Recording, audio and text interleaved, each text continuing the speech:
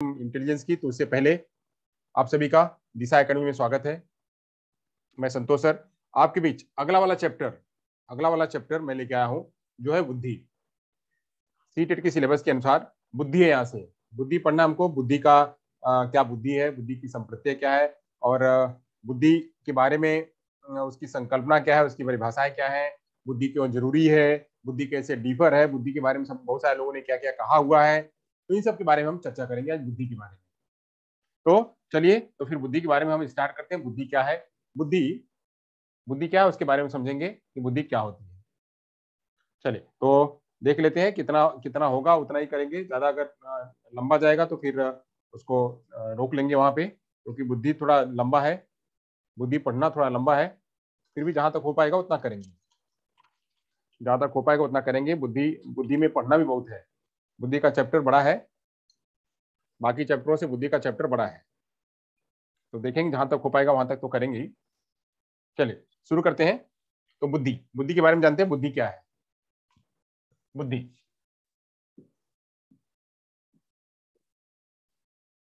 बुद्धि क्या है, तो बुद्धि के बारे में समझेंगे। जैसे बुद्धि क्या है, तो हम आपस में बात करते रहते हैं, हम हमेशा बात करते रहते हैं क्या, जो फला व्यक्ति के पास ज्यादा बुद्धि है, उसके पास ज्यादा बुद्धि हो, तो कितनी स्मार्ट है, उसके पास कितना हुआ, कितनी एक बार में ही सोच लेता है, एक बार में ही समझ लेता है। तो नहीं, हम बुद्धि का आकलन कैसे करते हैं, वो हम ये समझते हैं कि व्यक्ति जो है वह फला व्यक्ति कैसा है, फला व्यक्ति कैसा है, वो किस तरह से बोल रहा है, किस तरह से चल रहा है, वो उसका वर्बल कितना अच्छा बोलता है, और वह सोचता कैसा है, वह देखता कैसा है, ये सब के बारे में हम समझते हैं। और ऐसे ही बोल देते हैं कि व्यक्ति के पास, उस फला व्यक्ति के पास जो है वो ज्यादा बुद्धि है, उस व्यक्ति के पास कम बुद्धि है। तो ये हम जो है शुरू से अपने बचपन से ये समझते आ रहे हैं कि किसी के पास कम बुद्धि है, किसी के पास ज्यादा बुद्धि है, ये सब हम समझते रहते हैं। अब हम उसी में कहते हैं कि किसी की बुद्धि जो है, अब बुद्धि की जो संकल्पना है, बुद्धि की संकल्पना, ये बातें आज से नहीं हुई है, पुराने समय से चली आ रही है, पुराने समय से चली आ रही है। वहां से ही कहा जा रहा है कि बुद्धि जो है, वह बुद्धि हर किसी के पास जो है वो अलग अलग प्रकार की होती है, हर किसी के पास बुद्धि अलग अलग प्रकार की होती है। तो बुद्धि के बारे में पहले से, पुराने समय से ही बुद्धि को जानने की रुचि हर किसी को रही है कि बुद्धि होती क्या है, बुद्धि किस प्रकार से बनती है, बुद्धि कैसे होती है। इसके बारे में बहुत सारे लोग जो है वो जानने की कोशिश कर रहे हैं कि एक व्यक्ति जो है, एक व्यक्ति दूसरे व्यक्ति से बुद्धि में कैसे डिफर होता है, एक प्राणी दूसरे प्राणी से कैसे वह, मतलब वह बुद्धि, प्राणी से व्यक्ति, प्राणी से मनुष्य जो है वह श्रेष्ठ होता है, कैसे श्रेष्ठ होता है। तो इसको जानने के लोगों ने, बहुत सारे लोगों ने कोशिश करी कि एक प्राणी से मनुष्य जो है श्रेष्ठ होता है। क्यों श्रेष्ठ होता है, क्योंकि उसके पास बुद्धि है, तो बुद्धि से ही व्यक्ति जो है वह श्रेष्ठ माना जाता है। तो ये सब जो है वह हमेशा चर्चा का विषय रहा है, हमेशा हमेशा जो है वह चर्चा का विषय रहा है। कहा जाता है, बहुत पुराने समय में कहा गया है, क्या कहा गया है कि, कहा गया है बुद्धि से, कहा गया है, कहा गया है कि बुद्धिर्यस्य बुद्धिर्यस्य बुद्धिर्यस्य बलन्तस्य, बुद्धिर्यस्य बलन्तस्य, बुद्धिर्यस्य बलन्तस्य मतलब क्या, मतलब क्या, बुद्धिर्य से बलंतस्त मतलब क्या, जिसमें बुद्धि है वही बलवान है। इसका मतलब क्या है, इसका शाब्दिक अर्थ क्या होगा, इसका अर्थ क्या होगा, इसमें इसका अर्थ होगा कि जिसमें बुद्धि है, जिसमें बुद्धि है वही बलवान है। यानी बुद्धि क्या व्यक्ति बनाती है, वो जो है बलवान बनाती है। अक्सर कहा जाता है कि अकल बड़ी की भैंस, अकल बड़ी की भैंस, तो देखने में तो भैंस बड़ी है, बट है क्या, वह अकल है।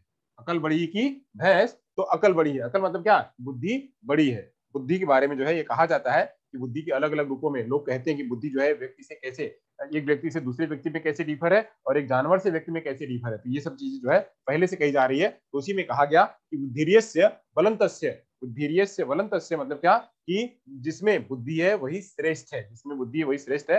ये बातें जो है वो कही जाती है शुरू से ही। और मनोविज्ञान के क्षेत्र में बुद्धि हमेशा चर्चा का विषय रहा है। मनोविज्ञान के क्षेत्र में बुद्धि जो है हमेशा चर्चा,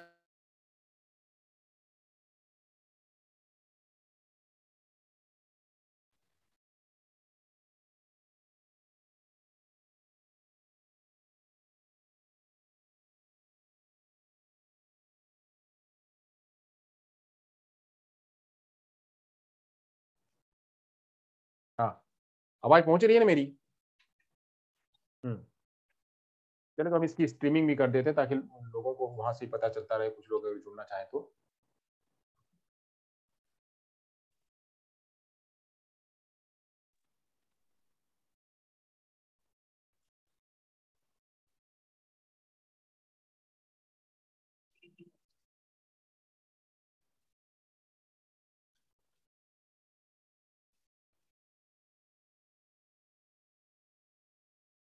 चलिए, तो बुद्धि के बारे में हमने जाना कि बुद्धि क्या है। बुद्धि वह जानवरों से अलग है, मनुष्य में ही वह पाई जाती है।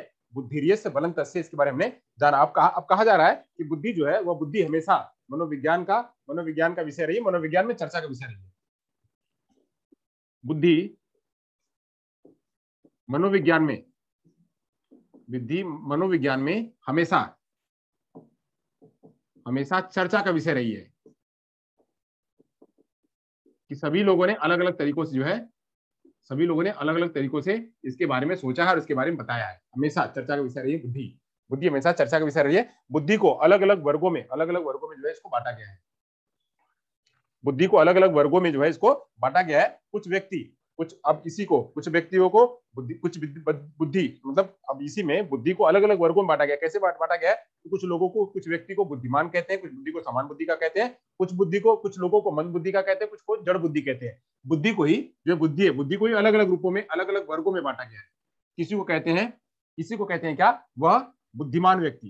किसी व्यक्ति को कहते हैं बुद्धिमान, किसी को कहते हैं बुद्धिमान, किसी को कहते हैं सामान्य बुद्धिमान। तो किसी को जो है वह मंद बुद्धि का कहते हैं, तो किसी को जड़ बुद्धि का कहते हैं, तो ये जो है बुद्धि के अलग अलग रूप हैं। बुद्धि की क्या है? अलग अलग रूप है। अलग अलग रूपों में बुद्धि को वो जाना गया है और समझा गया है। तो अलग अलग रूपों को चर्चा गया है। अब इसमें बुद्धिमान किसको कहा गया है, प्रखर बुद्धिमान किसको कहा गया है, वह जो है प्रखर बुद्धिमान में उच्चतम बुद्धिमान किसको कहा गया है, सामान्य बुद्धिमान किसको कहा गया है, जो है उसके बाद उस उच्चतम से निम्नतम बुद्धिमान किसको कहा गया है। ये सब बुद्धि को मापने का काम, बुद्धि को जानने का काम, बुद्धि को बताने का काम अलग अलग मनोवैज्ञानिकों ने अपने अपने अलग अलग तरीके से उन्होंने समझाया हुआ है।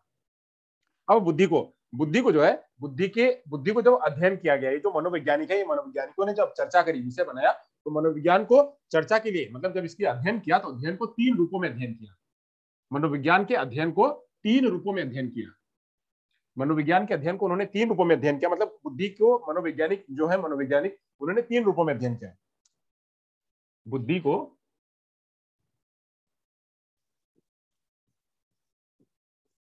बुद्धि को मनोवैज्ञानिकों ने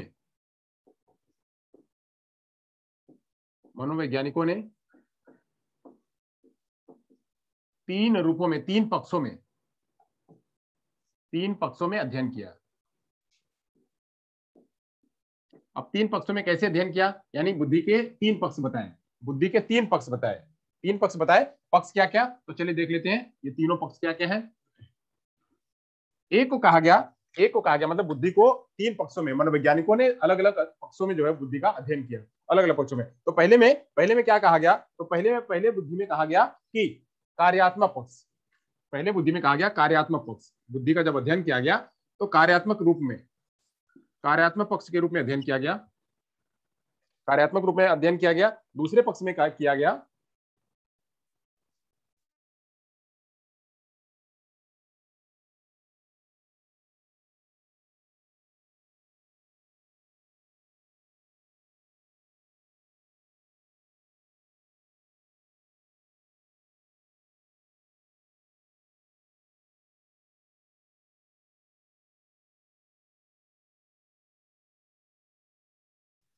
बुद्धि को 3 पक्षों में जो है 3 पक्षों में समझाया गया। 3 पक्ष में पहला पक्ष है कार्यात्मक पक्ष, दूसरा पक्ष है वह संरचनात्मक पक्ष। दूसरे पक्ष को कहा गया संरचनात्मक पक्ष। जब दूसरे पक्ष की बात करी गई तो उसको कहा गया संरचनात्मक पक्ष।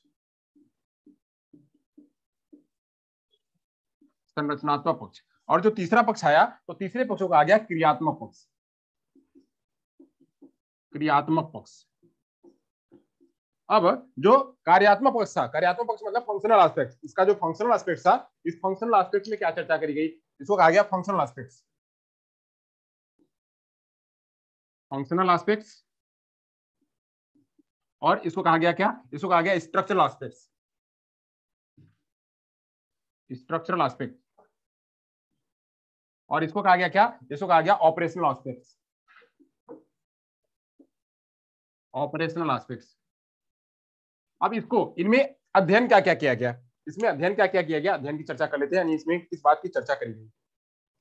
जो कार्यात्मक पक्ष था, मनोवैज्ञानिकों ने इसमें क्या अध्ययन किया, मनोवैज्ञानिकों ने इसमें इस बुद्धि के इस पक्ष में, बुद्धि के इस पक्ष में, कार्यात्मक पक्ष में किसका अध्ययन किया, तो इसमें अध्ययन किया बुद्धि का क्या कार्य है, और बुद्धि क्या है, बुद्धि क्या है, उसका क्या कार्य है। तो बुद्धि, बुद्धि है क्या, बुद्धि क्या है, इसके बारे में, बुद्धि क्या है इसके बारे में चर्चा करी। दूसरी चर्चा करी, मतलब दूसरा जाना कि इसका कार्य क्या है, बुद्धि का कार्य क्या है, बुद्धि क्या है और बुद्धि का कार्य क्या है। बुद्धि क्या है और दूसरा बुद्धि का कार्य, ये जो है इसके बारे में इस वाले जो है कार्यात्मक पक्ष में, फंक्शनल एस्पेक्ट्स में ये जानने की कोशिश करेगी बुद्धि एक्चुअल में है क्या, बुद्धि अलग अलग रूपों में कैसे दिखती है, बुद्धि अलग अलग रूपों में कैसे दिखती है, सामाजिक बुद्धि के रूप में, तार्किक बुद्धि के रूप में, अतार्किक बुद्धि के रूप में कैसे दिखती है, कैसे दिखती है यह बुद्धि। तो बुद्धि को अलग अलग रूपों में जानने की कोशिश करें, किसको हम कहेंगे सामान्य बुद्धि, किसको कहेंगे जड़ बुद्धि, किसको कहेंगे जो है वह मूल बुद्धि, ये किसको कहेंगे, तो इसको जानने का काम ये किया। और उसमें बच्चा व्यक्ति कैसे कार्य करता है, अगर कोई सामान्य बुद्धि का है तो वह कैसा कार्य करेगा, अगर कोई असामान्य बुद्धि का है तो वह कैसा कार्य करेगा, कोई जड़ बुद्धि का है तो वह कैसा कार्य करेगा। तो यह बुद्धि के कार्य और बुद्धि क्या है इसके बारे में जानने का काम कार्यात्मक पक्ष में किया गया। वहीं जब बात करेगी कि संरचनात्मक पक्ष, तो इसमें बुद्धि की संरचना, बुद्धि की संरचना की चर्चा करी गई, बुद्धि की संरचना, बुद्धि की संरचना बताया गया। और दूसरा बताया गया क्या, दूसरा बताया गया इसमें बुद्धि के सिद्धांत, अलग अलग बुद्धि के कौन कौन से सिद्धांत हैं, बुद्धि के सिद्धांत भी इसी में जाने गए। जो मनोवैज्ञानिक थे, मनोवैज्ञानिकों ने इसमें पहले बुद्धि को जाना कि बुद्धि क्या है और बुद्धि के कार्य क्या है ये जाना, और इस वाले संरचनात्मक पक्ष के जो मनोवैज्ञानिक है उन्होंने ये जाना कि बुद्धि की संरचना क्या है और बुद्धि के सिद्धांत क्या है, कौन कौन से बुद्धि के सिद्धांत है, बुद्धि के सिद्धांत हमको विस्तार में पढ़ना है, इसके बारे में जाना। अब क्रियात्मक पक्ष में क्या जाना, तो क्रियात्मक पक्ष में जाना कि जो बुद्धि है बुद्धि को मापेंगे कैसे, बुद्धि अगर किसी के पास है तो बुद्धि का मापन, बुद्धि का मापन कैसे करेंगे, बुद्धि का मापन कैसे करेंगे, मापन की तकनीकियां कौन कौन सी हैं, बुद्धि का मापन कैसे करेंगे, मापन की तकनीकी क्या है, मापन की तकनीकी, मापन बुद्धि को कैसे मापेंगे और उसकी कौन कौन सी तकनीकी है, उसकी तकनीकी को जानने का काम, और उसके बुद्धि के परीक्षणों का वर्णन, बुद्धि परीक्षण का वर्णन, यानी कैसे उसको हम वर्णन कैसे करेंगे, बुद्धि परीक्षण का वर्णन भी इसी एस्पेक्ट में किया गया। यानी कि ये तीन तीन एस्पेक्ट बताए गए बुद्धि को, मनोवैज्ञानिकों ने अलग अलग पहले तो ये जाना कि बुद्धि होती क्या है, बुद्धि जो है सभी ने कहा कि वो अमुक ऐसी बुद्धि है, वो व्यक्ति के पास अभी ऐसी बुद्धि है, वो व्यक्ति देखो कितना प्रखर है, वो बहुत कितना अच्छा तरीके से सोचता है, उसके पास वर्बल लैंग्वेज है, उसके पास नॉन वर्बल लैंग्वेज है। ऐसे पुराने समय से बुद्धि को जानने का काम किया गया, तो पुराने जानने की काम किया गया, उसमें कुछ मनोवैज्ञानिकों ने अध्ययन किया कि बुद्धि के स्वरूप होते क्या है, बुद्धि किस तरह से दिखती है। तो उसको देखने के लिए इन लोगों ने तीन प्रकार के बातें बताई, तीन प्रकार के पक्ष के आधार पर निर्णय किया। तो पहला समझा कार्यात्मक पक्ष, दूसरा समझा संरचनात्मक पक्ष, और तीसरा समझा क्रियात्मक पक्ष। जो कार्यात्मक पक्ष था उसमें यह जानने की कोशिश करी गई, यानी इसका वर्गीकरण किया गया, इसको इसमें जानने की कोशिश बुद्धि क्या है और बुद्धि का कार्य क्या है। जो संरचनात्मक पक्ष था उसमें यह जानने की कोशिश करी कि बुद्धि की संरचना क्या है और बुद्धि के सिद्धांत क्या है। जो क्रियात्मक पक्ष था उस क्रियात्मक पक्ष में यह जानने की कोशिश हुई कि बुद्धि का मापन कैसे करेंगे, मापन की तकनीकियां कैसे हैं, और बुद्धि को एक्सप्लेन कैसे करेंगे, वो जानने की कोशिश इसमें करी गई। अब इसके बाद अब समझ लेते हैं कि बुद्धि का एक्चुअल में, अब जो ये बुद्धि है, बुद्धि क्या है, तो बुद्धि क्या है, बुद्धि का प्रत्यय समझ लेते हैं, बुद्धि का कॉन्सेप्ट क्या है, बुद्धि किसको कहते हैं, पहले ये समझ लेते हैं बुद्धि क्या है, बुद्धि क्या है उसको समझते हैं। चलिए, तो बुद्धि क्या है, बुद्धि का प्रत्यय समझते हैं। बुद्धि क्या है उसका प्रत्यय समझते हैं। बुद्धि जो है इतना आसान नहीं है, बुद्धि को बड़े बड़े मनोवैज्ञानिकों ने जो है एक बार बनाया, दो बार बनाया, बीने टर्मन ने कितनी बार बुद्धि के कॉन्सेप्ट बनाया, बट वह कई बार वह फेल हो गया, क्योंकि बुद्धि एक जटिल प्रक्रिया है और एक अमूर्त संकल्पना है, बुद्धि एक अमूर्त संकल्पना है जो कोई देख नहीं सकता है, और उसको जो है उसको समझने की कोशिश करी जा सकती है, उसको अमूर्त को नापने की कोशिश करें तो उसको देख कोई नहीं सकता है। तो इसे समझते हैं कि बुद्धि की संकल्पना क्या है, बुद्धि की संकल्पना पहले समझ लेते हैं। बुद्धि की संकल्पना।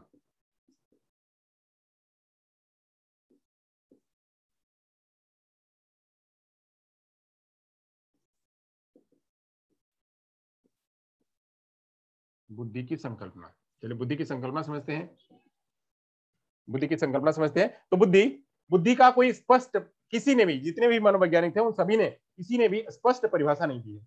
किसी ने भी स्पष्ट परिभाषा नहीं दी है। सभी ने जो है उसके अलग अलग रूप बताए, अलग अलग रूप बताए, यानी उसका कोई एक स्पष्ट परिभाषा न होकर के अलग अलग उसके समानार्थी शब्द मिले। बुद्धि का स्पष्ट परिभाषा न होकर के, स्पष्ट परिभाषा न होकर उसके समानार्थी शब्द बताए गए। उसके समानार्थी शब्द, समानार्थी शब्द क्या थे? तो समानार्थी शब्द थे, जैसे बुद्धि का समानार्थी शब्द क्या होगा? तो बुद्धि के समानार्थी को कहा गया ज्ञान, इसको ज्ञान से समझा गया। दूसरा समझा गया समझ। तीसरा समझा गया चातुर्य, यानी वो बहुत चतुर है, चातुर्य, चातुर्य समझा गया। और क्या समझा गया? योग्यता, योग्यता के हिसाब से भी समझा गया। योग्यता, योग्यता कहा गया। श्रेष्ठता कहा गया, योग्यता कहा गया, श्रेष्ठता कहा गया। और उसे मस्तिष्क भी कहा गया, उसे मस्तिष्क भी कहा गया। यानी बुद्धि को ही इन्हीं नामों से अलग अलग मनोवैज्ञानिकों ने वह समझाया कि बुद्धि क्या है? बुद्धि ज्ञान है। बुद्धि क्या है? तो बुद्धि चातुर्य है। बुद्धि क्या है? बुद्धि समझ है। बुद्धि क्या है? बुद्धि मस्तिष्क है। बुद्धि क्या है? तो बुद्धि जो है वह श्रेष्ठता है, बुद्धि योग्यता है। ऐसे बुद्धि को अलग अलग रूपों में अलग अलग लोगों ने जाना। ओके, तो यहां तक हो गया। अब आगे चलते हैं, बुद्धि और क्या है और किसको कहते हैं बुद्धि को? तो बुद्धि को जो है अधिकांश लोगों ने कहा कि जो है बुद्धि किसी स्थूल ऑब्जेक्ट के रूप में, मतलब कुछ लोगों ने इसको स्थूल समझा, कुछ लोगों ने इसको क्या समझा? स्थूल, यानी कंक्रीट। बुद्धि को कुछ लोगों ने कंक्रीट समझा, कंक्रीट ऑब्जेक्ट समझा इसको। यानी ये क्या है? ये दिखती है, यानी बुद्धि ये दिखता है इससे, ये मस्तिष्क दिख रहा है, तो इसी को लोगों ने कहा कि बुद्धि है, जबकि बुद्धि नहीं है, तो मस्तिष्क है। बुद्धि या नहीं है, बुद्धि तो मस्तिष्क है। बुद्धि के अंदर में कई सारी संरचनाएं होती हैं, उसको कहते हैं बुद्धि। तो इसको कुछ लोगों ने कहा कि ये क्या है? एक कंक्रीट ऑब्जेक्ट है, जबकि कंक्रीट ऑब्जेक्ट ना होकर के क्या है? बुद्धि क्या है? जबकि बुद्धि क्या है? बुद्धि एब्स्ट्रैक्ट ऑब्जेक्ट है। बुद्धि एब्स्ट्रैक्ट है, बुद्धि एब्स्ट्रैक्ट है, जिसको कि छुआ नहीं जा सकता है, जिसको स्पर्श नहीं किया जा सकता है, जिसको समझा नहीं जा सकता है, जिसको देख नहीं सकते हैं, जिसको छू नहीं सकते हैं। ये क्या है? ये एब्स्ट्रैक्ट है। अब कंक्रीट होता, कंक्रीट को तो हम छू पा रहे हैं, जैसे मस्तिष्क को छू पा रहे हैं, इसको पकड़ पा रहे हैं, बट हम इसको एब्स्ट्रैक्ट है, जब मस्तिष्क इसके अंदर है। बुद्धि कहाँ है? बुद्धि उसके अंदर है, उसको हम पकड़ नहीं सकते हैं, उसके अंदर उसको पकड़ नहीं सकते, वो केमिकल्स हैं, उनको पकड़ नहीं सकते हैं। वो क्या है? वो एब्स्ट्रैक्ट है। तो बुद्धि एब्स्ट्रैक्ट है, कंक्रीट ना होकर के बुद्धि क्या है? वो एब्स्ट्रैक्ट है। बुद्धि की अस्पष्टता को, बुद्धि को अस्पष्ट रूप में, यानी बुद्धि को ही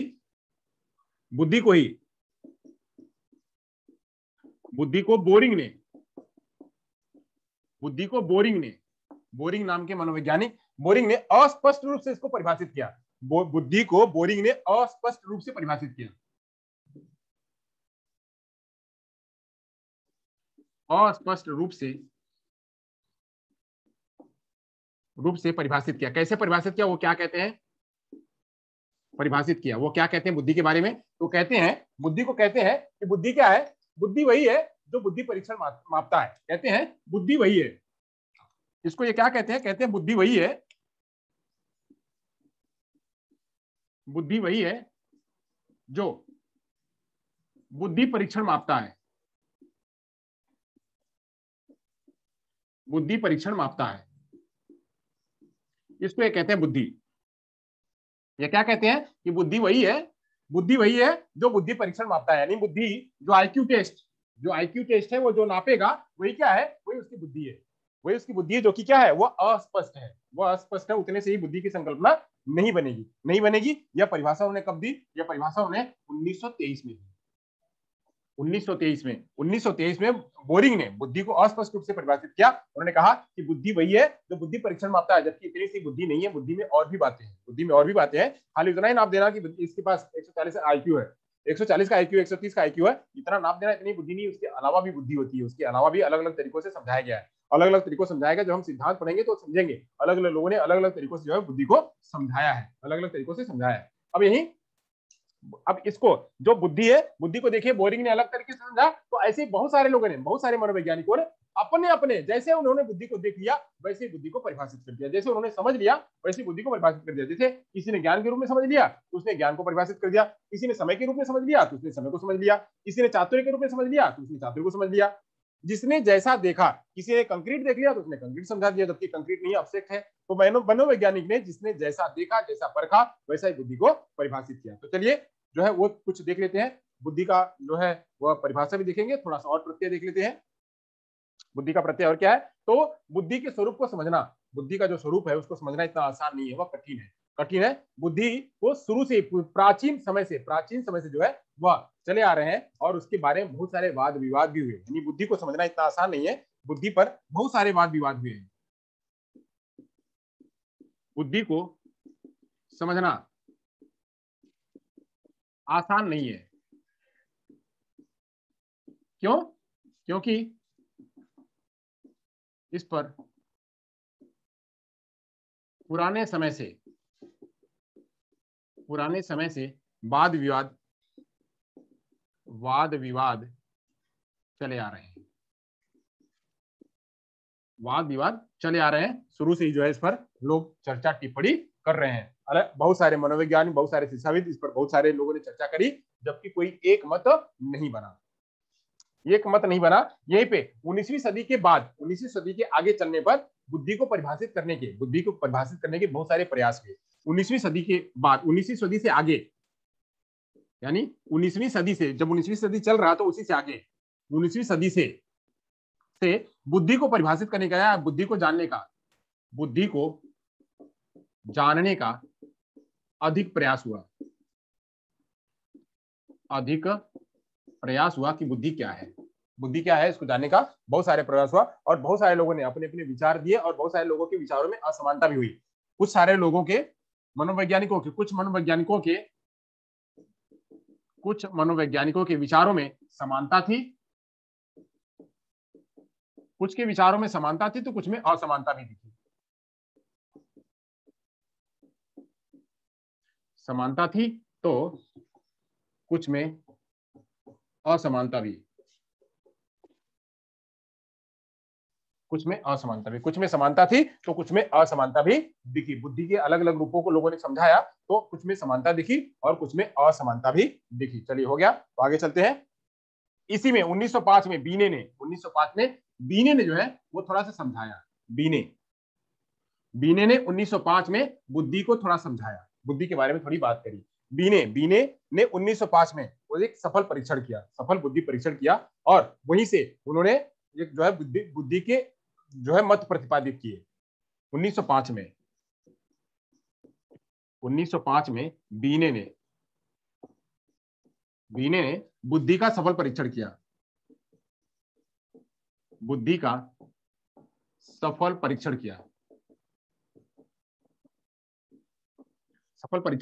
और कुछ परिभाषाएं दी, और जो है वो कुछ परिभाषाएं दी, बुद्धि के संबंध में अलग अलग प्रकार के मत प्रतिपादित किए, परीक्षण किया, और बुद्धि के बारे में अलग अलग मत प्रतिपादित किए, अलग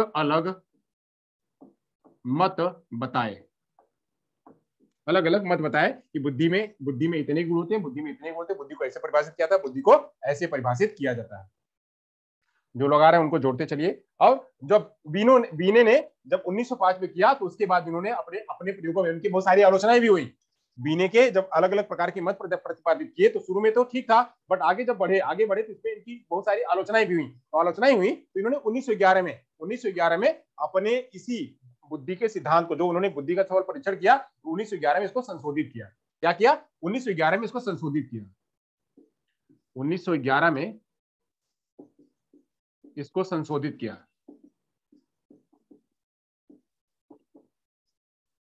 इसको संशोधित किया और संशोधित करने के बाद उसका सही निर्णय और खोजपरकता वाली को स्पष्ट किया।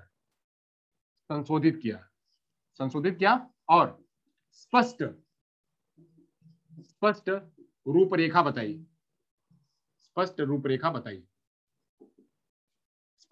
बताई। वहीं जब 1911 हो गया, उसके बाद थोड़ा और आगे बढ़े तो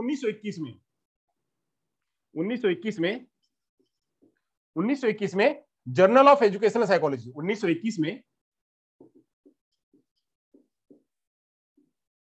जर्नल ऑफ एजुकेशनल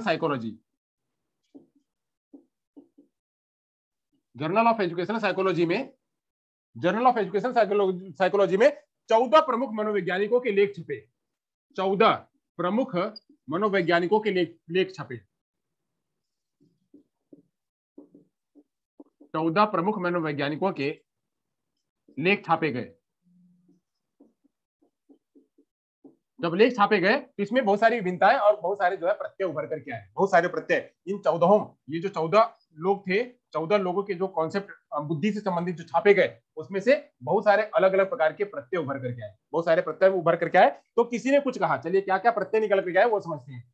जब 14 लोग थे, उन 14 लोगों ने बुद्धि को क्या कहा, 14 लोगों ने जो प्रत्यय निकाले, जो प्रत्यय बताए, तो उसने 14 में से क्या निष्कर्ष निकला, बुद्धि के प्रत्यय को क्या क्या कहा।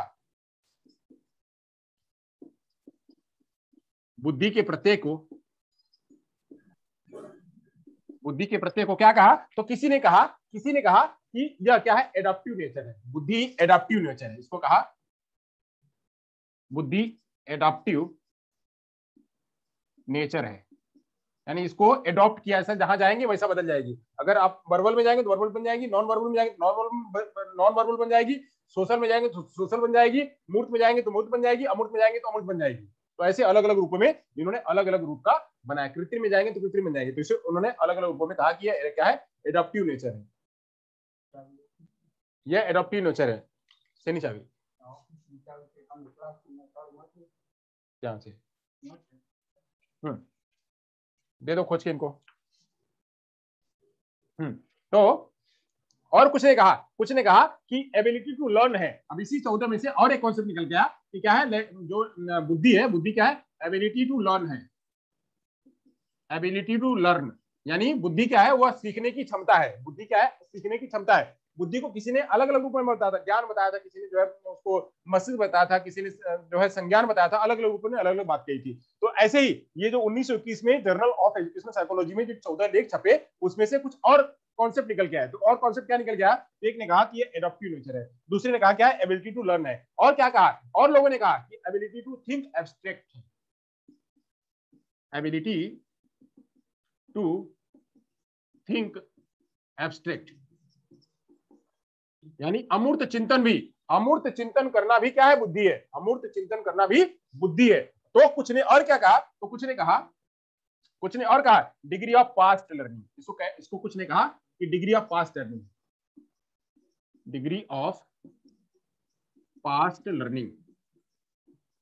तो ये जो 14 लोगों ने जो अपने लेख प्रकाशित किए, उस 14 लेखों में से यह कुछ और कॉन्सेप्ट निकल कर गया है कि बुद्धि के बारे में। बुद्धि क्या है, तो बुद्धि एडॉप्टिव नेचर है। बुद्धि क्या है, बुद्धि को सीखा जा सकता है, सीखने की क्षमता है। बुद्धि जो है वह अब्स्ट्रैक्ट रूप में सोचने की क्षमता है। तो बुद्धि जो है वह पुरानी जो सोच है, जो उसका पुराना पास्ट लर्निंग है, उस पास्ट लर्निंग का डिग्री है, यानी वह किस तरह से जा रही है वो है।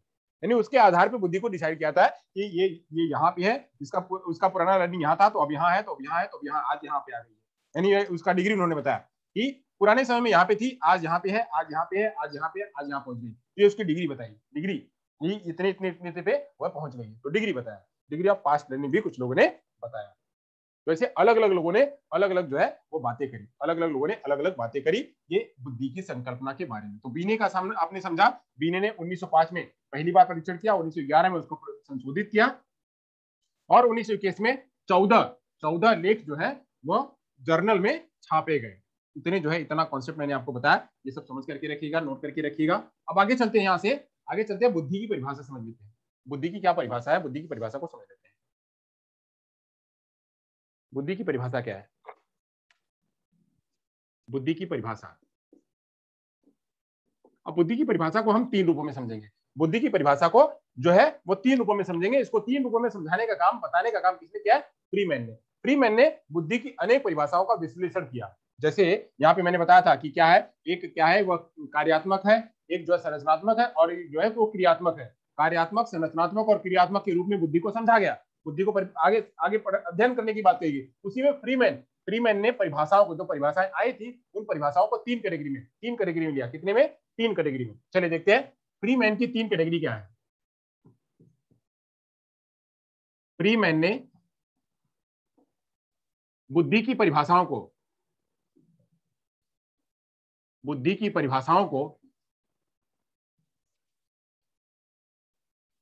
3 रूपों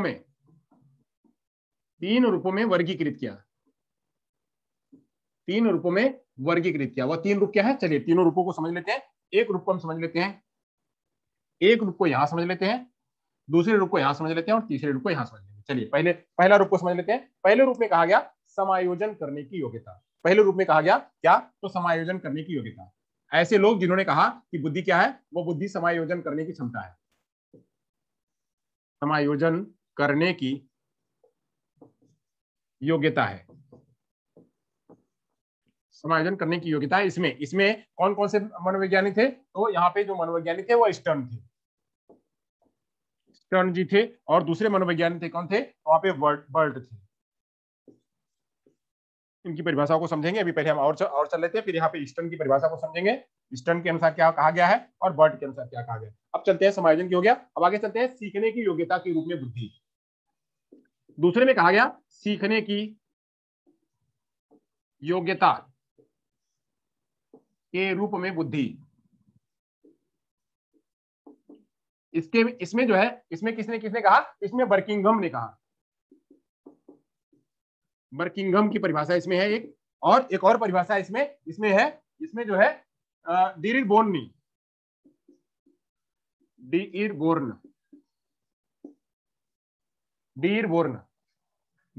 की परिभाषा है। उनकी परिभाषा को समझेंगे। फिर उसके बाद जो तीसरी परिभाषा बताई, उन्होंने कहा कि अमूर्त चिंतन के रूप में, अमूर्त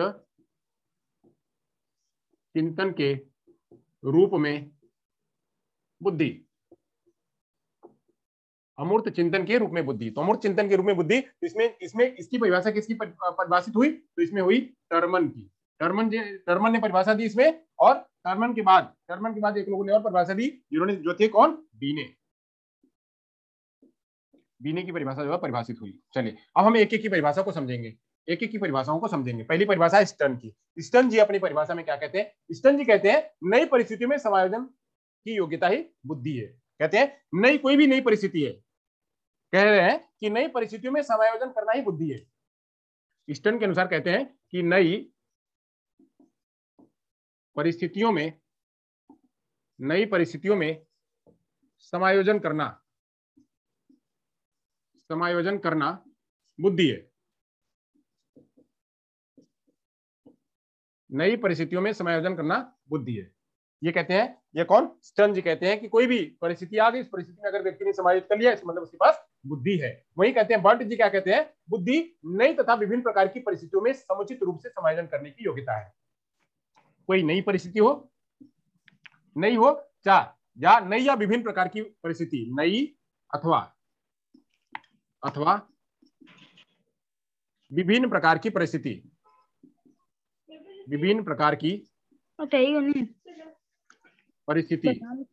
नई अथवा विभिन्न प्रकार की परिस्थितियों में विभिन्न प्रकार की परिस्थितियों में समुचित रूप से समायोजित करना, समुचित रूप से समायोजित करना बुद्धि है। समायोजित करना बुद्धि है। वहीं बर्किंघम जी क्या कहते हैं? बर्किंघम जी कहते हैं, इनके अनुसार क्या बुद्धि है? ये कहते हैं कि बुद्धि सीखने की योग्यता है। या सीधे सीधे बस कहते हैं बुद्धि सीखने की योग्यता है। सीखने की योग्यता बुद्धि है। सीखने की योग्यता बुद्धि है। वहीं डीरबोर्न क्या कहते हैं? डीरबोर्न कहते हैं कि बुद्धि अधिगम करने की क्षमता अथवा अनुभव से लाभ उठाने की योग्यता है। अधिगम करने की क्षमता अधिगम करने की क्षमता अथवा अथवा अथवा अथवा कहते हैं अनुभवों से लाभ उठाने की, अथवा अनुभवों से लाभ उठाने, अनुभवों से लाभ उठाने की योग्यता है, लाभ उठाने की योग्यता है। तो ये कहते हैं अधिगम करने की क्षमता है बुद्धि, अधिगम करने की क्षमता है बुद्धि, अथवा अनुभवों से लाभ उठाने की योग्यता है। ये कहते हैं कौन? ये डीरबर्न कहते हैं। चलिए आइए समझते हैं कि अमूर्त चिंतन के बारे में लोग अपना अपना क्या व्यू देते हैं अमूर्त चिंतन के बारे में। तो अमूर्त चिंतन के बारे में टर्मन जी कहते हैं कि अमूर्त चिंतन की योग्यता ही बुद्धि है। कहते हैं अमूर्त चिंतन की योग्यता ही बुद्धि है। अमूर्त चिंतन की योग्यता ही बुद्धि है। ये कहते हैं कौन? टर्मन कहते हैं। यानी टर्मन जी चिंतन को अमूर्त मतलब बुद्धि को अमूर्त चिंतन समझाते हैं, अमूर्त चिंतन कहते हैं। और बीने जी क्या कहते हैं? बीने जी कहते हैं उचित ढंग से तर्क करने, उचित ढंग से निर्णय लेने और आत्मविश्लेषण करने की क्षमता बुद्धि है। ये कहते हैं उचित ढंग से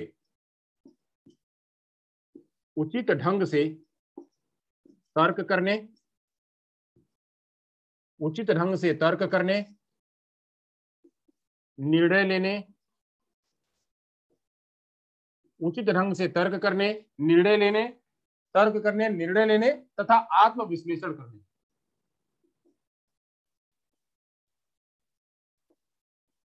आत्मविश्लेषण करने की योग्यता है। क्या है? बीने कहते हैं, बीने के अनुसार क्या कहते हैं? बीने कि उचित ढंग से तर्क करने, उचित ढंग से निर्णय लेने, उचित ढंग से आत्म विश्लेषण करने की योग्यता ही क्या है? वो बुद्धि है। की योग्यता ही बुद्धि है। सभी इसमें आप लोग जोड़ लीजिएगा। मैं बहुत शॉर्ट में आपको बता रहा हूँ, समझा रहा हूँ। चलिए एक बार हम इस पूरे को एक बार समझ लेते हैं। चार यहाँ पे 6 परिभाषाएं मैं बता रहा हूँ आपको, 6 परिभाषाएं अलग अलग रूपों में समझा रहा हूँ। तो अच्छा यहाँ दिख नहीं रहा है? हाँ आपको कहना चाहिए ना।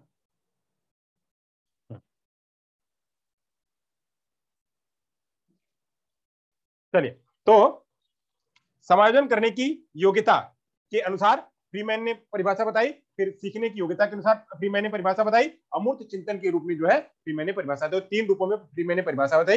पहले में स्टर्न और बर्ट जी कहते हैं, स्टर्न और बर्ट दोनों लोग जो है वो समायोजन की अवस्था, समायोजन करने की बुद्धि क्या है? वह समायोजन करने की अवस्था है। किसी भी परिस्थिति में, किसी भी सिचुएशन में अगर व्यक्ति अपना समायोजन कर लेता है, इसका मतलब वो क्या है? उसके पास बुद्धि है, वो बुद्धि को यूज कर रहा है। वहीं ये दोनों कहते हैं, ये क्या कहते हैं? ये दोनों ये जो है बर्किंघम और डीरबर्न ये कहते हैं सीखने के रूप में अगर कोई व्यक्ति किसी भी सिचुएशन में सीख पा रहा है, सीखने की क्षमता उसकी आगे बढ़ रही है, सीखने की योग्यता अगर उसके पास है, इसका मतलब उसके पास बुद्धि है। अगर कोई भी व्यक्ति सीख रहा है, सीखने की योग्यता है, तो उसके पास वह बुद्धि है। वो बुद्धि जो है, अब बुद्धि की अलग अलग प्रकारों को अलग अलग रूपों में टर्मन और बीरे ने समझाया। वो कहते हैं अमूर्त चिंतन की योग्यता, अगर किसी के पास अमूर्त चिंतन करने की योग्यता है, वो बुद्धि है। वहीं बीने ने कहा कि उचित ढंग से निर्णय लेने, उचित ढंग से निर्णय लेने, उचित ढंग से तर्क करने और उचित ढंग से आत्म विश्लेषण करने की जो क्षमता है, वही क्या है? वो बुद्धि है। तो ये इन लोगों ने अलग अलग रूपों में परिभाषाएं जो है वो परिभाषित करी।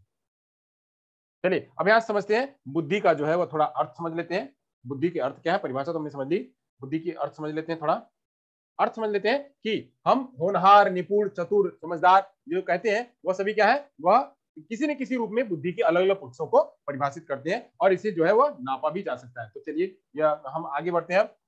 उसको अर्थ तो इसी में हो गया, इसी के आधार पर आप अर्थ समझ लेते हैं, समझ सकते हैं। अब हम यहाँ से बात करेंगे किसकी? बुद्धि की विशेषता के बारे में चर्चा करेंगे। बुद्धि की विशेषता, बुद्धि की विशेषता क्या है उस पर चर्चा करेंगे। बुद्धि की क्या विशेषता है?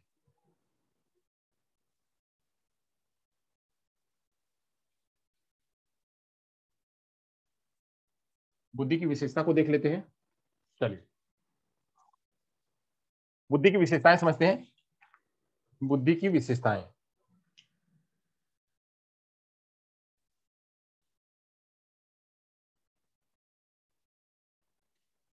हमारा है तो बहुत, आज में खत्म नहीं होगा ये।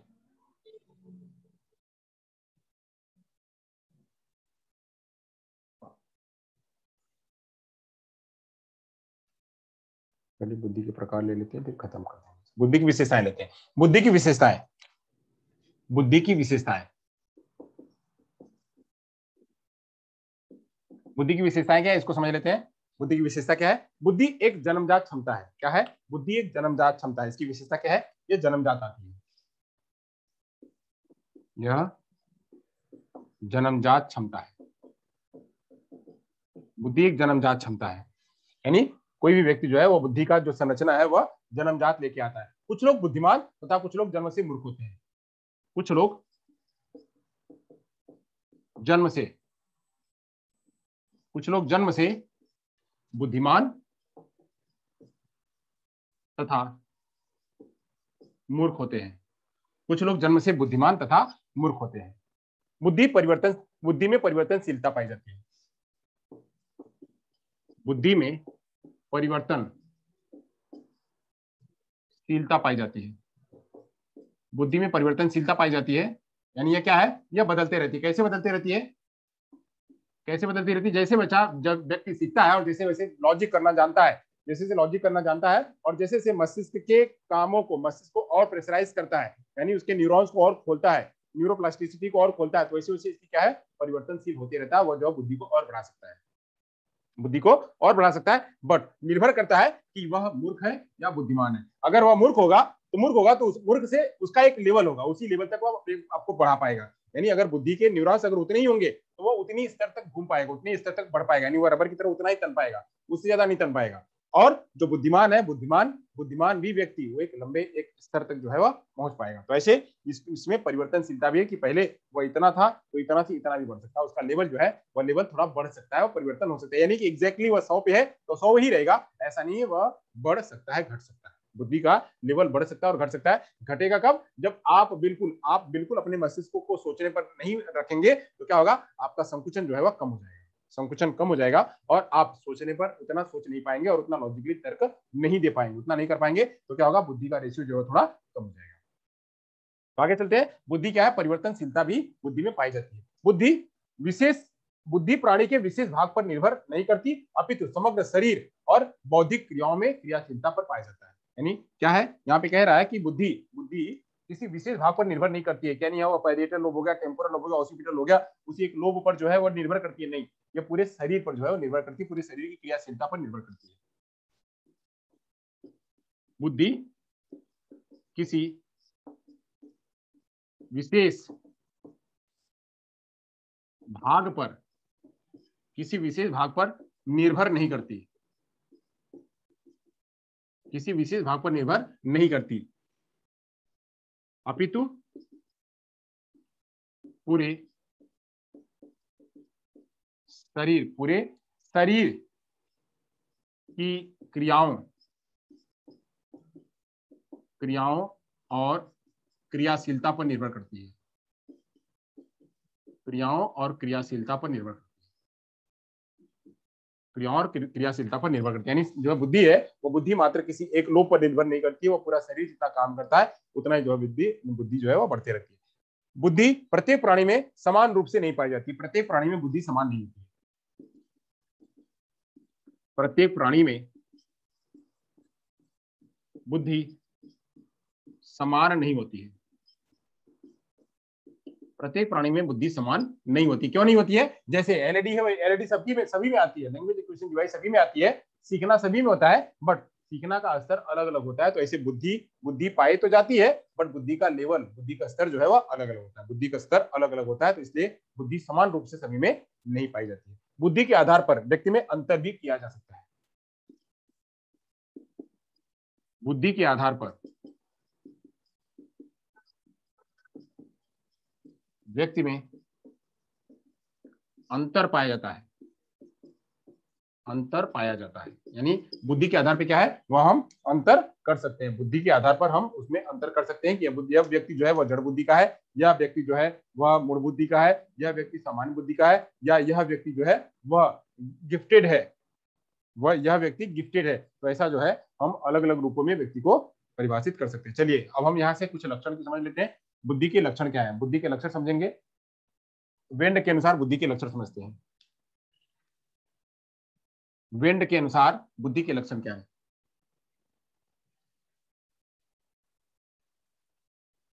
बुद्धि के लक्षण समझते हैं।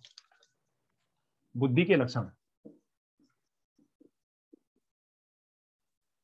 बुद्धि के लक्षण है, पहला लक्षण है यहाँ पे वेंड जो है, वेंड मनोवैज्ञानिक वेंड है, वेंड ने बुद्धि के लक्षण सुझाए हैं। वेंड के अनुसार ये जो लक्षण है वो वेंड के अनुसार है। वेंड जी क्या कहते हैं? तो वेंड जी कहते हैं कि बुद्धिमान व्यक्ति किसी भी विषय पर अधिक समय तक अपना ध्यान केंद्रित कर सकता है। अगर कोई बुद्धिमान व्यक्ति होगा, बुद्धिमान व्यक्ति किसी भी विषय पर, किसी भी विषय पर, किसी भी विषय पर, किसी भी विषय पर अपना ध्यान केंद्रित अधिक समय तक, अधिक समय तक अपना ध्यान केंद्रित कर सकता है।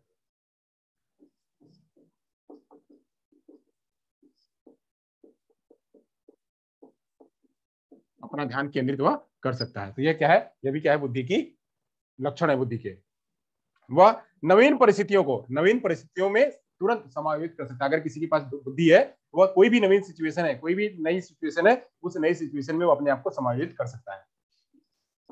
नई परिस्थितियों में, नई परिस्थितियों में अपने आप को समायोजित कर सकता है। अगर किसी के पास बुद्धि है तो कोई भी नवीन परिस्थिति हो उसमें समायोजित कर पाएगा, समायोजित कर पाएगा। और क्या बेंड जी और क्या कहते हैं? तो बेंड जी कहते हैं कि अपने अनुभव का उपयोग, अपने अनुभव का उपयोग वर्तमान की समस्याओं का समाधान करने में वह लगा सकता है। यानी अनुभव के आधार पे, ठीक है ना, जो बताया था, अनुभव में, अनुभव के आधार पर, अनुभव के आधार पर वर्तमान समस्याओं का समाधान कर सकता है। वर्तमान समस्याओं का समाधान कर सकता है। वर्तमान समस्याओं का समाधान कर सकता है। कौन कौन? मतलब अगर कोई भी व्यक्ति अगर उसके पास बुद्धि है तो वह वर्तमान की समस्याओं का समाधान कर सकता है। आगे क्या है? अमूर्त चिंतन और दूरदर्शिता। अमूर्त चिंतन और दूरदर्शिता की क्षमता भी बुद्धिमान व्यक्ति में पाई जाती है।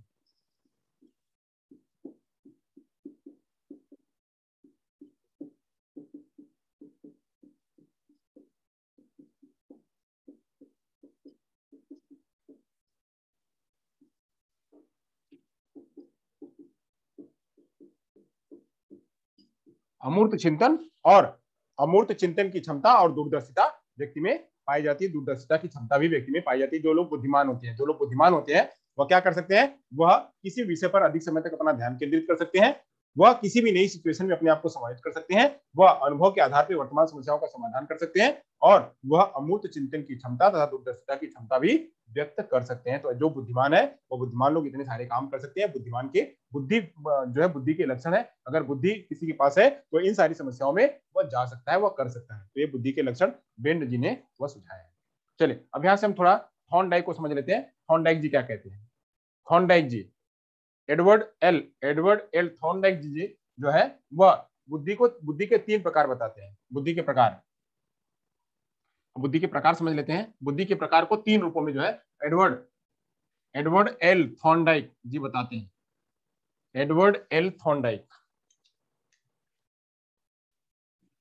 बुद्धि के प्रकार, बुद्धि के प्रकार। तो बुद्धि के प्रकार को थॉर्नडाइक जी क्या बताते हैं? बुद्धि के प्रकार को थॉर्नडाइक के अनुसार, थॉर्नडाइक के अनुसार बुद्धि को क्या कहा गया है? चलिए, तो बुद्धि को कहा गया है, बुद्धि के 3 प्रकार है। बुद्धि के प्रकार, बुद्धि के 3 प्रकार हैं। बुद्धि के प्रकार तो कितने हैं? तो बुद्धि के प्रकार 3 बताए गए हैं। बुद्धि के प्रकार 3 बताए गए हैं। 3 कौन कौन से हैं? चलिए तीनों को समझ लेते हैं। पहले को कहा उन्होंने, बुद्धि के प्रकार में पहले को कहा उन्होंने क्या? पहले को कहा सामाजिक बुद्धि। सामाजिक बुद्धि पहले को कहा उन्हें। दूसरे को कहा उन्होंने क्या? तो स्थूल बुद्धि, स्थूल बुद्धि। और तीसरे को उन्होंने कहा क्या? तीसरे को उन्होंने कहा क्या? अमूर्त बुद्धि। अमूर्त बुद्धि। चलिए, तो अब ये स्थूल बुद्धि सामाजिक बुद्धि किसको कहा, स्थूल बुद्धि किसको कहा, अमूर्त बुद्धि किसको कहा, इसको भी थोड़ा समझ लेते हैं। बस इतना ही पढ़ाएंगे आज, उसके बाद हम जो है कल पढ़ाएंगे। इतना करने के बाद फिर कल समझाएंगे। चलिए, सामाजिक बुद्धि क्या कहा, सामाजिक बुद्धि उसको कहा, यानी इस वाली प्रकार की बुद्धि को सामाजिक बुद्धि किसको कहा, तो उन्होंने कहा सामाजिक बुद्धि किसको कहते हैं। सामाजिक बुद्धि वह है जो व्यक्ति बुद्धि के आधार पर अपने आप को समाज में समायोजित कर सके, समाज में वह समायोजित कर सके अपनी मानसिक क्षमता के आधार पे, अपनी मानसिक क्षमता के आधार पे वह समाज में अपने आप को समायोजित कर सके, समाज में समायोजित कर सके,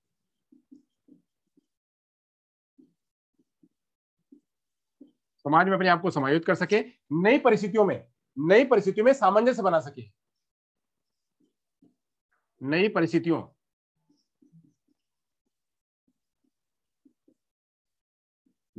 में सामंजस्य बना सके,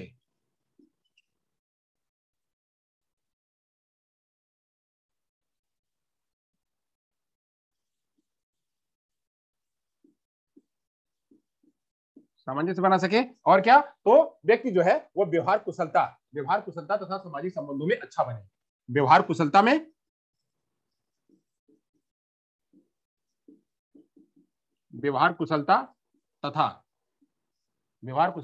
तथा क्या, सामाजिक संबंध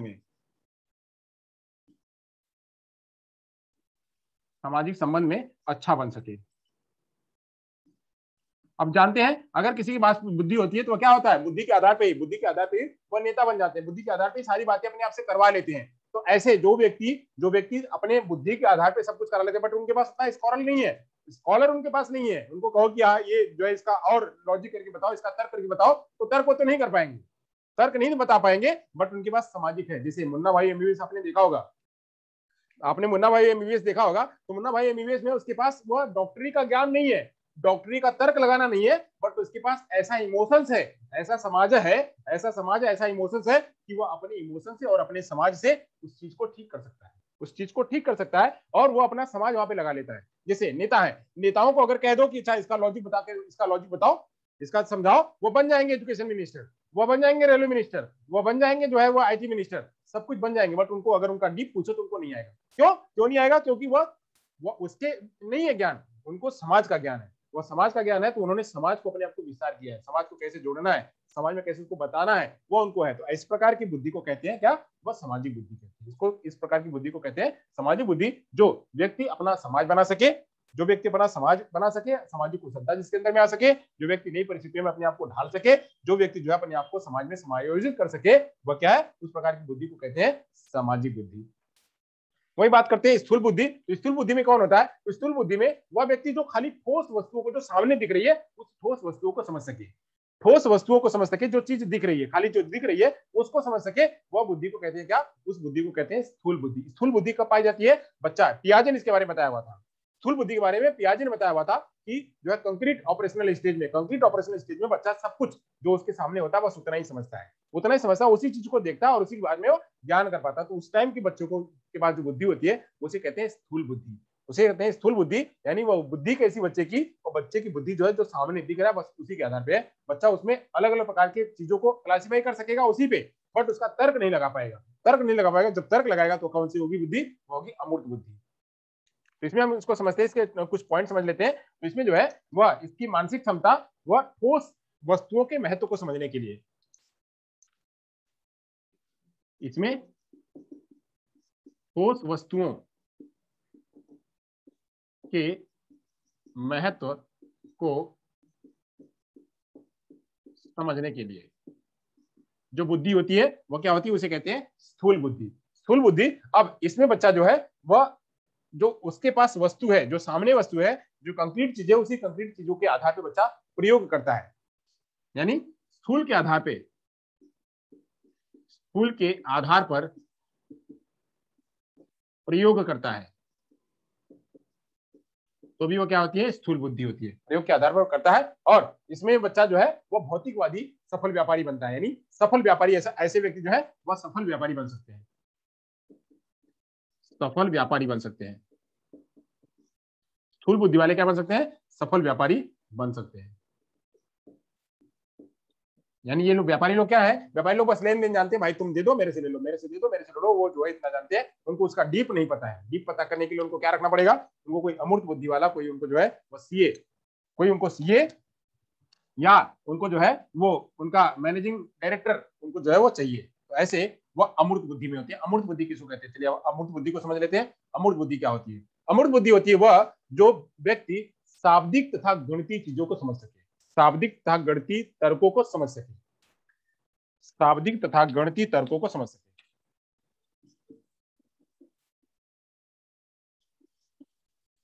शाब्दिक तथा गणितीय तर्कों को समझ सके, तो उसे कहते हैं क्या, उसे कहते हैं अमूर्त बुद्धि। अमूर्त बुद्धि मतलब क्या, ऐसी संकल्पना जो बच्चा जो सामने नहीं है, जो एग्जिस्ट नहीं करता है, जो सामने नहीं है, उसके बाद भी उसके अंदर भी वह सोच सके, उसके अंदर भी सोच सके, उसे कहेंगे अमूर्त बुद्धि। अब इसमें जो है वह पढ़ने लिखने समझने में वह अमूर्त चिंतन का प्रयोग करता है। पढ़ने लिखने समझने में, पढ़ने लिखने समझने में अमूर्त चिंतन का प्रयोग करता है।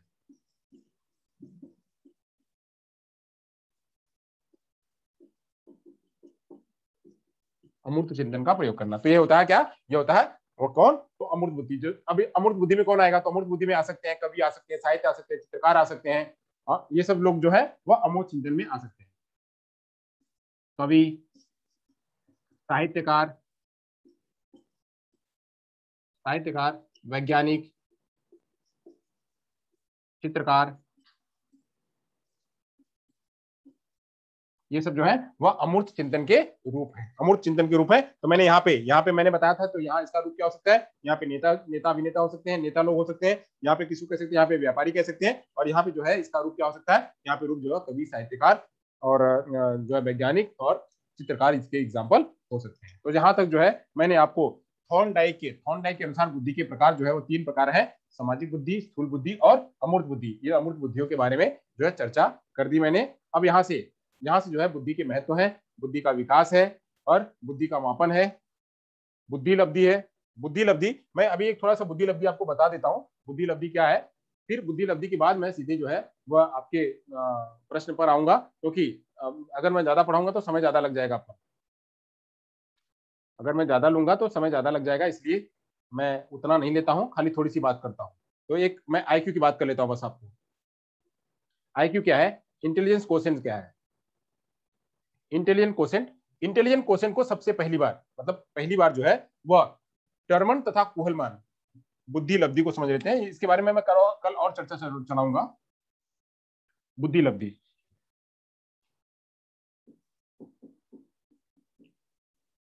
बुद्धि लब्धि,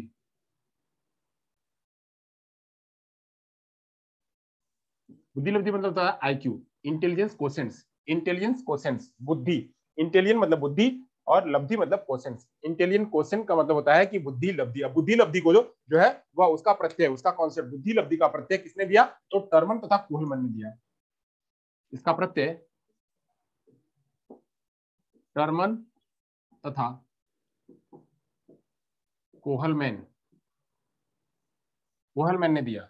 टर्मन तथा कोहलमैन ने जो है इसका प्रत्यय दिया हुआ, इसका कॉन्सेप्ट जो है उन्होंने दिया हुआ है। इसमें बहुत सारे जो है वो भी हुए, और इसमें वास्तविक आयु को जो है उन्होंने वास्तविक आयु को बताया कि वास्तविक आयु के आधार पे, मानसिक आयु के आधार पे हम व्यक्ति का बुद्धि लब्धि निकाल सकते हैं, बुद्धि लब्धि निकाल सकते हैं। वहीं 1908 में अब यह जो है वो बुद्धि लब्धि का कॉन्सेप्ट कब दिया गया, तो बुद्धि लब्धि का कॉन्सेप्ट टर्मन तथा कोहलमैन ने 1912 में दिया, 1912 में दिया। बुद्धि लब्धि का जो कॉन्सेप्ट है, आईक्यू का कॉन्सेप्ट, आईक्यू का कॉन्सेप्ट टर्मन तथा कोहलमैन ने 1912 में दिया। वहीं खाली मानसिक आयु का कॉन्सेप्ट किसने दिया, मानसिक आयु को इसमें शामिल जब किया गया तो उसका कॉन्सेप्ट किसने दिया, तो मानसिक आयु का प्रत्यय, मानसिक आयु का जो प्रत्यय है वह प्रत्यय बीने ने 1908 में प्रस्तुत किया। मानसिक आयु का प्रत्यय बीने ने 1908 में प्रस्तुत किया। ये सभी लोग एक साथ मिलकर के बुद्धि पर काम कर रहे थे। बीने, टर्मन, साइमन, ये सभी लोग, कोलमैन, ये सारे लोग जो है एक साथ में मिलकर काम कर रहे थे। तो बीने ने मानसिक आयु का कॉन्सेप्ट उन्होंने दिया कि मानसिक आयु भी अगर इसमें शामिल करेंगे तो आईक्यू जो है और बेहतर होगा। तो आईक्यू का नाम जो है वह दिया गया, क्या दिया गया यहाँ कहा गया कि आईक्यू को बताया गया कि अगर अगर मानसिक आयु में 100 का गुणा कर दिया जाए, मानसिक आयु में 100 का गुणा कर दिया जाए, मानसिक आयु में 100 का गुणा कर दिया जाए और उसकी वास्तविक आयु से भाग दे दिया जाए, मानसिक आयु में 100 का गुणा कर दिया जाए और उसकी वास्तविक आयु से भाग दे दिया जाए, वास्तविक आयु से भाग दे दिया जाए, तो जो स्कोर आएगा वही स्कोर क्या कहलाएगा, वही कहलाएगा आईक्यू, इंटेलिजेंस क्वोशिएंट कहेगा। और उसी आधार पे बुद्धि का वर्गीकरण किया जाएगा। तो बट मानसिक आयु को निकालने का तरीका उन्होंने बताया, मानसिक आयु का जो कॉन्सेप्ट उन्होंने बताया, बीने ने जो 1908 में मानसिक आयु का बताया, तो मानसिक आयु को अलग अलग तरीके बताए कि वर्बल लैंग्वेज पे कैसे मानसिक आयु होगी और जो है वह नॉन वर्बल लैंग्वेज पे कैसे मानसिक आयु होगी, उनके तर्क के आधार पे कैसे आएगी, उसका मानसिक आयु का भी उन्होंने एक स्ट्रक्चर बताया कि इस पे इतना मानसिक आयु कहेंगे, इस पे इतना मानसिक आयु कहेंगे, इस पे इतना मानसिक आयु कहेंगे। मानसिक आयु भी डिसाइड किया कि मानसिक आयु कितना होगा। अगर कितना बच्चा जवाब देता है तो उसकी मानसिक आयु कितनी होगी, कितना बच्चा जवाब देता है, कितना वर्बल लैंग्वेज उपयोग कर पाता है, उसकी मानसिक आयु कितनी होगी, उसका टेबल उन्होंने निर्धारित किया। किसने? बीने ने इसके कॉन्सेप्ट को समझाया मानसिक आयु को। अब उसके आधार पे 1912 में टर्मन और कोहलमैन ने इसका जो है वो फॉर्मूला दिया, मानसिक आयु गुणे 100 बटे वास्तविक आयु। तो यहाँ तक जो है आज हम यहीं पे स्टॉप करते हैं, क्योंकि इसके आगे और कॉन्सेप्ट है। तो बुद्धि को अगर हम एक ही दिन में सब समझा देंगे तो आपको जो है वह ज्यादा हो जाएगा और जो पीछे बताया है वो समझेगा नहीं। तो यहाँ पे जो है हम स्टॉप करते हैं। अभी बहुत कुछ पढ़ना है हमको।